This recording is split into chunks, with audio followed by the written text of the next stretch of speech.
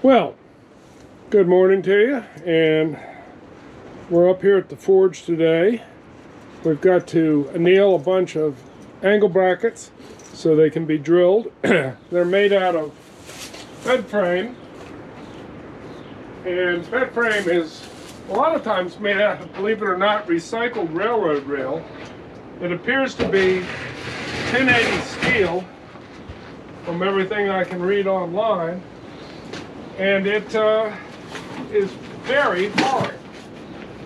So I'm going to start up the coal forge here and then bring you back when my buddy gets here, and we'll try to heat these up till they're non-magnetic and then let them cool slowly in some ash-filled pan and give it a try. So you don't need to watch me try to light the coal fire, but I will bring you back before it's going totally. Well, the fire's going, and Mark should be along pretty soon. I don't know how well you can see what I'm doing here. We have these 5.5 inch pieces of bed frame angle, and as I was saying earlier, the bed frame is frequently made out of recycled railroad rail. It's high carbon and it gets pretty darn hard. Drilling it with a regular drill bit is absolutely brutal for the drill bit. It just dulls them in one hole if you even get through once. If you anneal it, it softens the metal. And to anneal it, you bring it up to critical temperature where it goes non-magnetic. There's a word for that, but I can't remember it. And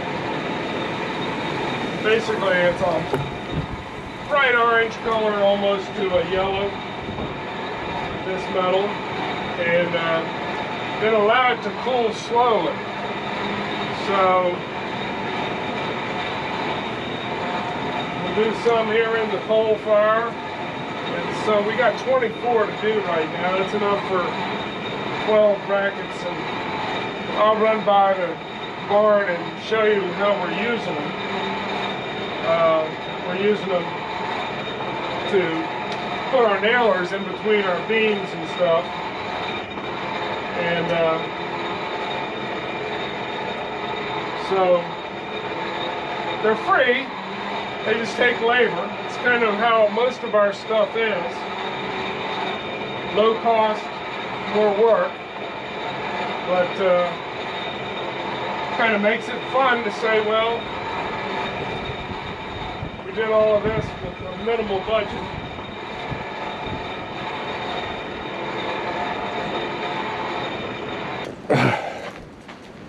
They're pretty simple. As you can see, it's just a little bracket with a couple of holes drilled in it. The problem is we're scrappers and salvagers, and those are pieces of old discarded steel bed frames. And that stuff is some kind of hard.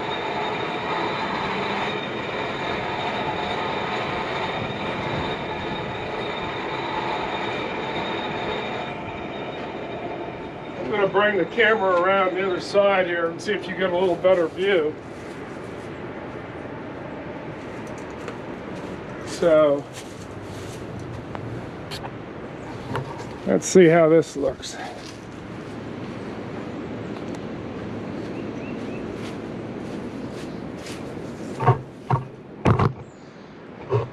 Well, that's not bad. All I gotta do is get around to it.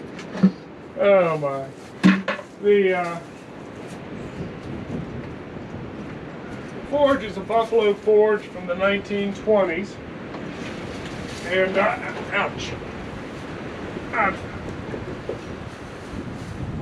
I added, it originally had some sort of a hood probably, but it was gone when I got it. And so I had the hood made, and then set it up in here. Burns coal.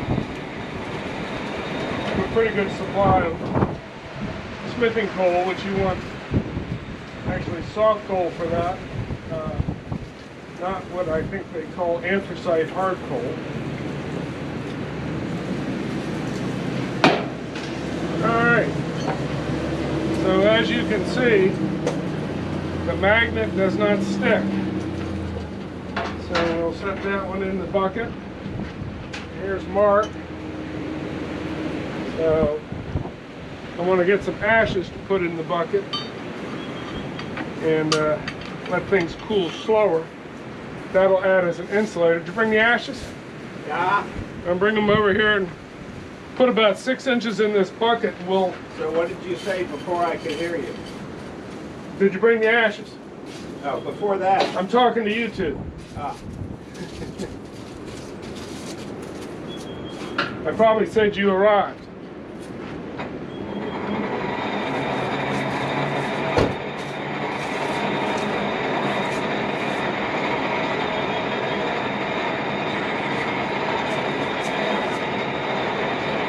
So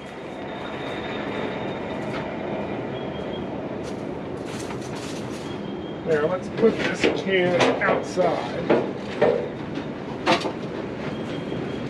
And the metal bucket right by the slack tub has got 2 set on end, and I want to have about 6 inches deep, and we'll just keep slotting them into the ashes, which will keep them from right. Been on the front porch for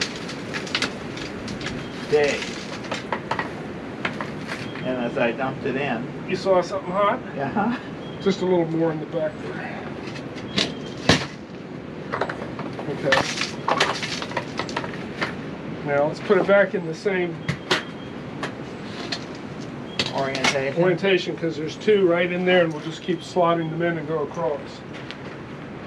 So I'm going to light the gas. There's one underneath. That's a drop.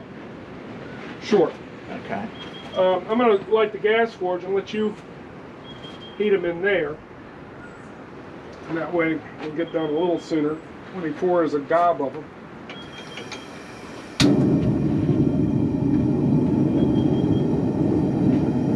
Need that. Let that heat up for a minute, and find a pair of tongs you like. You need something that'll meet right on these skinny guys.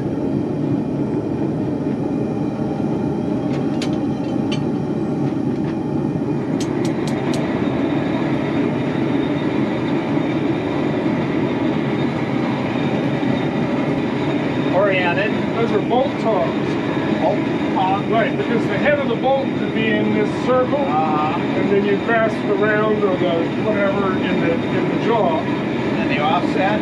What's the function of the offset? I mean, it does all sorts of different things, but I mean, that's just what they're called because they have that big hoop in them. And you made these? No, hell no, I'm not that good yet. The only pair I made is that shitty pair, that little shitty pair right there in the middle. Go, keep going in. That one. I made those.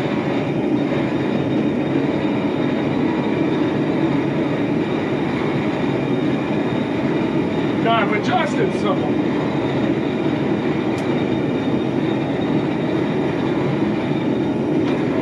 Got one in there? No. It should be souped down. You can open the door to get more round if you need to. But I just center it on the fire and let it, you want to set it down in there, and it'll heat up pretty good. I did a test one in there the other day.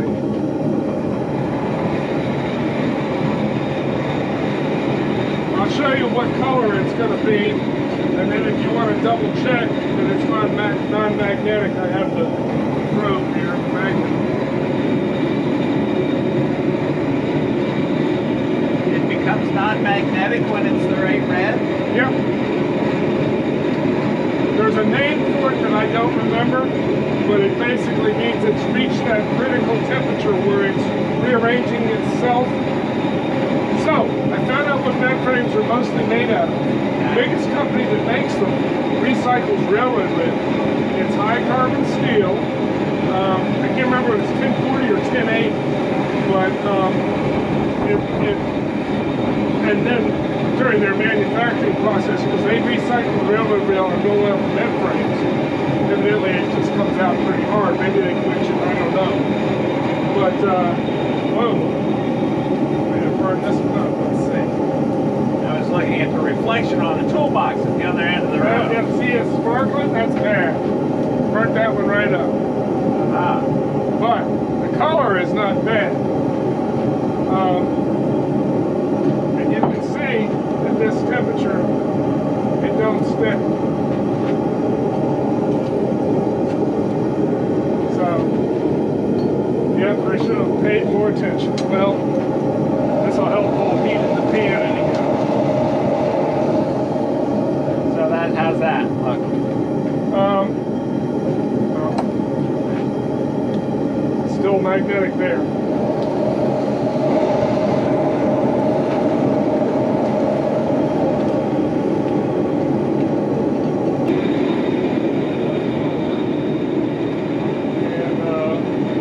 From the 1920s, so the hood is new.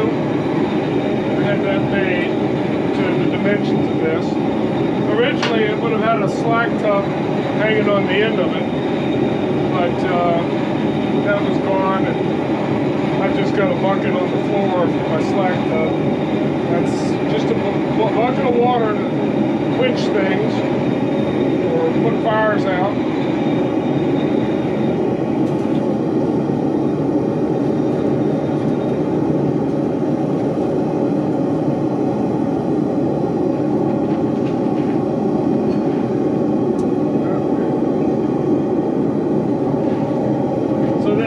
Would have been hot enough.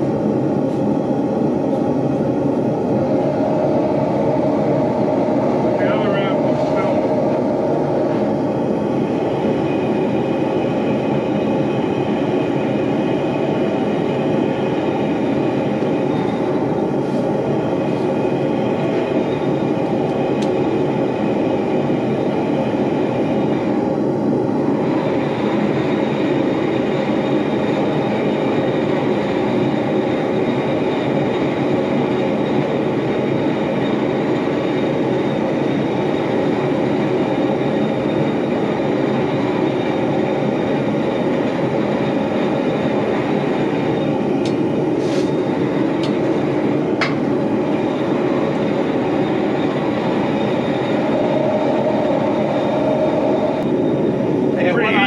One on preheat. Yeah, preheat's smart. I'm gonna swing the camera around and let you be on camera a little bit. I can get out of here. If you get it out, it's tricky with the tripod in the primary. Right, but it was the best angle. Well, then it was still the primary. So let's come around here. That'll kind of catch both of us now.